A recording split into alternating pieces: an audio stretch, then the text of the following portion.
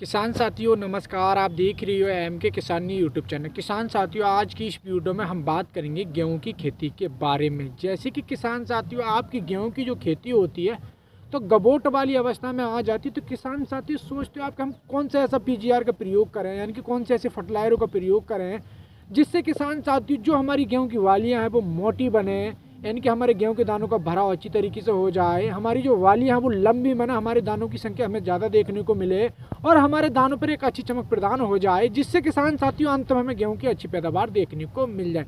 यानी कि जो हमारे गेहूं के दाने वो सुकड़े सुकड़े ना रहे। जैसे कि किसान साथियों आप देखते हो कि हमारे गेहूं के जो दाने होते हैं वो सुकड़े सुकड़े रहते हैं और पिचकी पिचकी से रहते हैं। तो किसान साथियों अगर सुकड़े रहेंगे और पिचके रहेंगे तो किसान साथियों अंत में हमें गेहूं की अच्छी पैदावार देखने को नहीं मिलेगी। तो किसान साथियों मैं आपके लिए कुछ ऐसे कार्य बताऊंगा, अगर किसान साथी वो कार्य कर लेते हो तो जिससे किसान साथियों आपकी जो गेहूं की वालियां हैं वो लंबी बनेगी और आपके दानों का भराव अच्छी तरीके से हो जाएगा, यानी कि आपकी गेहूं की संख्या भी ज़्यादा देखने को मिलेगी। जो आपकी गेहूं की वालियां होती हैं उनमें दानों की संख्या भी ज़्यादा देखने को मिलेगी। आपके दानों सुकड़े नहीं रहेंगे, यानी कि मोटे बनेंगे, और जो पिचके बनते हैं वो भी नहीं बनेंगे। और जैसे कि किसान साथियों आपके दानों पर काले काले भी हो जाते हैं, यानी कि काले धब्बे आ जाते हैं, यानी कि लाल भी पड़ जाते हैं। तो किसान साथियों आपके लिए कुछ ऐसे कार्य होते हैं वो कर लेना चाहिए। तो किसान साथियों वो कार्य हमें कब करने चाहिए? जैसे कि किसान साथियों आपकी गबोट वाली अवस्था में गेहूं की फसल होती है, यानी कि वालियां निकलने से हमें 3 से 4 दिन पहले ही प्रयोग कर लेना चाहिए।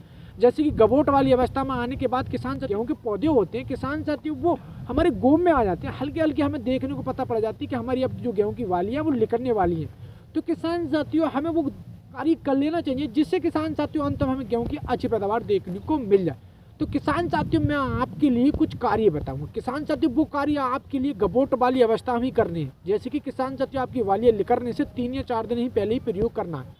तो किसान साथियों आपके लिए ऐसे कौन से पीजीआर हैं, ऐसे कौन से फर्टिलाइजर हैं आपके लिए किसान साथियों वो लेने। तो जैसे कि किसान साथियों हमें समय एनपीके खाद का प्रयोग करना चाहिए, यानी कि एनपीके का हमें प्रयोग करना चाहिए। तो किसान साथियों एनपीके तो ऐसी बहुत सी हमारी मार्केट में है, लेकिन किसान साथियों एनपीके हमें कौन सा प्रयोग करना चाहिए? तो जैसे कि किसान साथियों में एनपीके खाद का प्रयोग करना चाहिए। तो किसान साथियों ऐसे मार्केट में हमारे बहुत से एनपीके खाद हैं जो किसान साथियों हम उसको तो प्रयोग नहीं कर पाएंगे, क्योंकि किसान साथियों बहुत सारे हमारे एनपीके खाद आते हैं किसान साथियों, और इतनों का हम प्रयोग करेंगे तो किसान साथियों इससे हमारी गेहूं की फसल में नुकसान भी हो सकता है।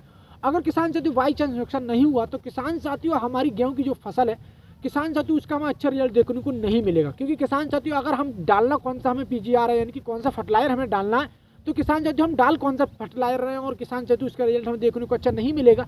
तो किसान साथी एक हमारी एनपीके 0050 आती है। 0050 में किसान साथियों क्या होता है, हमारी होती है पोटोशियम, यानी कि पोटास।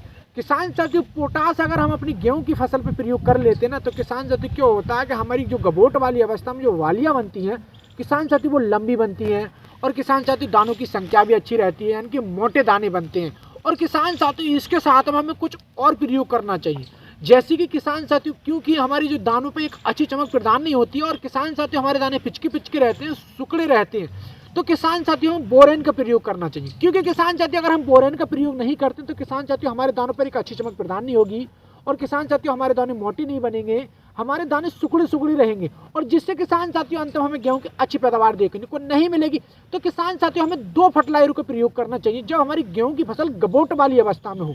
तो किसान साथियों गबोट वाली अवस्था में हम दोनों खाद उर्वरकों का प्रयोग एस्प्रे के रूप में प्रयोग करेंगे।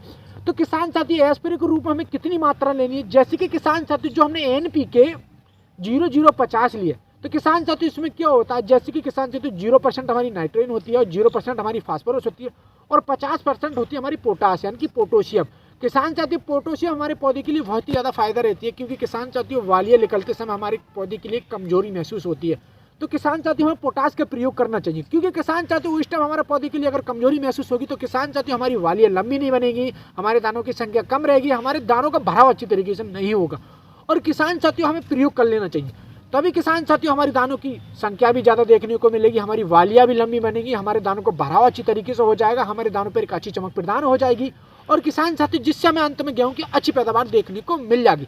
तो किसान साथियों की मात्रा की बात करें तो जैसे कि किसान साथियों जो हमने एनपीके 0050 ली, किसान साथियों 1 किलो प्रति एकड़ के हिसाब से ले लेते हैं।